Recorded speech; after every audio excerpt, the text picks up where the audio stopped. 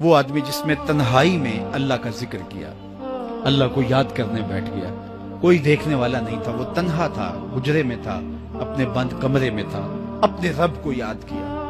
اللہ کی یاد کرتے کرتے اس کی آنکھوں سے آنسو ٹپکنے لگے، اس کی آنکھیں آنسوؤں کا خراج دینے لگی۔ تو میرے اور آپ کے آقا و مولا نے فرمایا کہ یہ آنسو اتنے قیمتی ہیں، ان آنسوؤں کے بدلے میں قیامت کے دن اسے عرش الہی کا سایہ نصیب ہوگا، عرش الہی کا سایہ اسے نصیب ہوگا ان آنسوؤں کے بدلے میں۔ رومی علیہ رحمہ فرماتے ہیں جہاں پانی گرتا ہے وہاں سبزہ اگتا ہے، جہاں آنسو گرتے ہیں وہاں رحمت اترتی ہے۔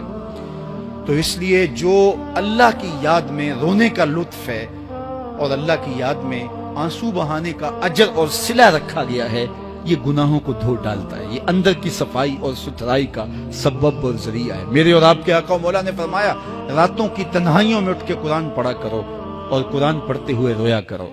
پھر فرمایا فَإِن لَمْ تَبْكُوا فَتَبَاكُوا، اگر رونا نہ آئے تو رونے کی کوشش کیا کرو۔ حضرت داتا گنج بخش علی حجویری سے ایک مرید نے کہا حضرت اگر رونے کی کوشش کریں پھر بھی رونا نہ آئے، فرمایا پھر اپنے مقدر پہ رویا کرو۔ تم اتنے سنگ دل ہو گئے ہو کہ تمہاری آنکھیں آنسوں کا خراج نہیں دیتی۔ جو رونا نہیں جانتا وہ اللہ کی رحمتوں کو اور اللہ کی کرم نوازیوں کو کیسے سمیٹ پائے گا؟ بچہ روتا ہے تو ماں دودھ دیتی ہے، جب بندہ اللہ کی حضور الہاؤ زاری کرتا ہے، عجز کرتا ہے، انکساری کرتا ہے تو اللہ کی رحمتوں کو جوش آتا ہے اور اللہ تعالیٰ کی رحمتیں اس پہ برستی ہیں۔ جوانوں میں آپ سے مخاطب ہوں، اللہ کو بوڑھے کی توبہ بھی پسند ہے، اللہ کو ہر ایک شخص کی توبہ پسند ہے، لیکن یہ بات ذہن میں رکھو کہ میرے اللہ کو جوان کی توبہ بہت زیادہ پسند ہے۔ میرے اور آپ کے آقا و مولا نے فرمایا انا حبیب اللہ، میں اللہ کا حبیب ہوں۔ کتنا بڑا اعزاز ہے جو میرے حضور کا ہے، لیکن ایک دوسرے مقام پہ ارشاد فرمایا الشاب التائب حبیب اللہ، سن لو جو جوان جوانی میں توبہ کرے وہ بھی اللہ کا حبیب ہے۔ کتنا بڑا اعزاز۔ میں یہ دیکھتا ہوں کہ ہماری مجالس میں، بالخصوص آج کی اس مجلس کے اندر، مجھے جو لوگ دکھائی دے رہے ہیں وہ نوجوان ہیں۔ تو جوانی جنون کا شعبہ قرار دیا گیا ہے، شعبۃ من الجنون کہا گیا ہے، لیکن وہ جوان جس نے اپنی جوانی اللہ کی یاد میں گزاری، اللہ کے ذکر میں گزاری۔ جوانوں، عبادت کی لذت بھی جوانی میں ہے۔ اگرچہ جوانی مستانی ہوتی ہے، ذرا اس مستانی جوانی کو تہجد کے مصلے پہ لا کے دیکھو، کیا مستی چڑھتی ہے سجدوں کے اندر، کیا لطف ہے قیام کے اندر، کیا سکون ہے رکوع کے اندر۔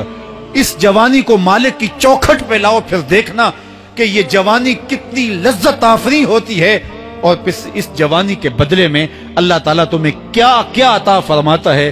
وَرَجُلٌ قَلْبُهُ مُعَلَّقٌ بِالْمَسَاجِدِ، وہ آدمی جس کا دل مسجد کے ساتھ وابستہ ہوتا ہے، اللہ کے گھر کی تعمیر، اللہ کے گھر کی تزئین، اللہ کے گھر کی صفائی ستھرائی، اللہ کے گھر کی آباد کاری، اللہ کے گھر کی حاضری، یہ اس کی زندگی کا مشغلہ ہے۔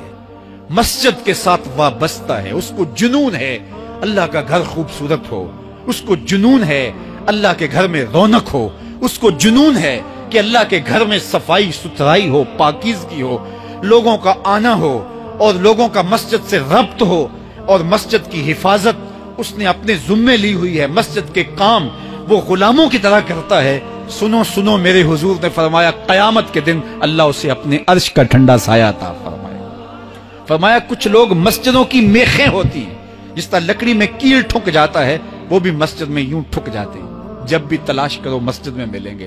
فرمایا جب وہ بیمار پڑ جاتے ہیں اللہ کے فرشتے ان کے گھر میں حال پوچھنے جاتے ہیں۔ یارو، جوانی کے ایام میں مسجدوں کے ساتھ اپنے آپ کو وابستہ کرو، مسجدوں کی صفائی بھی اپنے معمولات میں شامل کرو۔ جس طرح آپ اپنے معمولات بتاتے ہیں کہ ویکنڈ پہ میں یہ کرتا ہوں، روزانہ کی میری جو ہے وہ ترتیب یہ ہے، مہینے کے بعد ایک مرتبہ یہ تفصیلی کام کرتا ہوں، اپنی زندگی میں مہینے بعد، 8 دن بعد، یا جب آپ کو فرصت ہو، مسجد کی صفائی کا اپنے اوپر ذمہ لو۔ کسی بھی مسجد میں چلے جاؤ، اس کو صاف کرو۔ جب تم اللہ کے گھر کو دھو گے اللہ تمہارے دل کو دھو دے گا، تمہارے دل کو اللہ پاک کر دے گا۔ تو یہ مسجدیں کعبۃ اللہ کی بیٹیاں ہیں، اللہ تعالیٰ نے مسجدوں کے ذریعے زینت دی ہے زمین کو، جس کا آسمان ستاروں سے سجا ہوا ہے، زمینیں مسجدوں سے سجی ہوئی۔ اس لیے اللہ کے گھر کے ساتھ جو شخص ربط رکھتا ہے، میرے اور آپ کے آقا و مولا نے فرمایا قیامت کے دن اس کو اللہ اپنی عرش کا ٹھنڈا سایہ عطا فرمائے۔